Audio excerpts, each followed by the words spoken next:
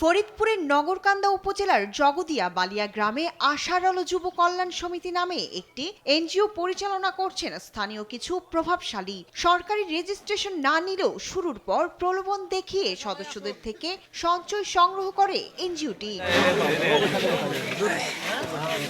স্থানীয়দের অভিযোগ, সঞ্চয়ের টাকা চাইলে টালবাহানা করছেন তারা।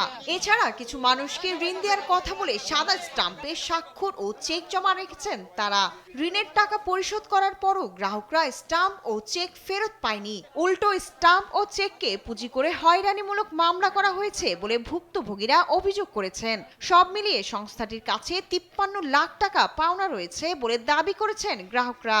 এ নিয়ে সালিশ বৈঠক হলেও সমাধান পাননি তারা। আমাকে দিন চলবা লাগে না, আমার পাঁচটা মেয়ে এত কান্দাকারি হরবা লাগছে, ওরা হরবা লাগলে যাগো পকেটে টাকা লাগছে, এই গরম দেয় উল্টা 100 হরবা লাগছে। 3টা বই করছে, আমরা কোনো লোন ফোন নেই নেই, এখন বাংবার গেছে আর আমাকে টাকা দেয় না। আর কিছুই নাই, আমরা গরিব মানুষ। আমাকে কয় যে তোরা পারলে উড়াই নিস, আবার আমার স্বামীর নামে আমার ছেলের নামে কেস করছে। সাধারণ সম্পাদকের ভাষ্য অনুযায়ী উনি বলতেছে যে 40,000 টাকা দিয়ে এটা মিটাই দেন, 40 লক্ষ টাকা দিয়ে মিটাই দেন। আমরা বললাম যে এটা তো আসলে আমাদের মিটানোর কোনো হাত নাই, এটা তো সর্বসাধারণের টাকা। এদিকে সাদা স্টাম্পে স্বাক্ষর ও চেক নেওয়ার কথা স্বীকার করে সমিতির সাধারণ সম্পাদক নাহিদ হোসেন শাকিল জানান, জামানত হিসেবে এগুলো নেওয়া হয়েছে।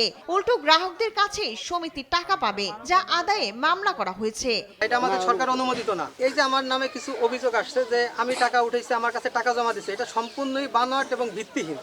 লিখিত অভিযোগ পেলে ব্যবস্থা নেওয়ার কথা বলছেন উপজেলা নির্বাহী কর্মকর্তা। স্থানীয় ব্যক্তিদের সাথে একটু কথা বলবো, কথা বলে যদি ওই প্রতারক চক্র হয়ে থাকে বা আমি সময়ে যে অফিসার আছে তাদের সাথে কথা বলে তাদের বিরুদ্ধে আইনগতভাবে যথাযথ ব্যবস্থা গ্রহণের জন্য। এদিকে সংস্থাটি নিবন্ধিত নয় জানিয়ে দায় নিতে চান না জেলা সমবায় কার্যালয়।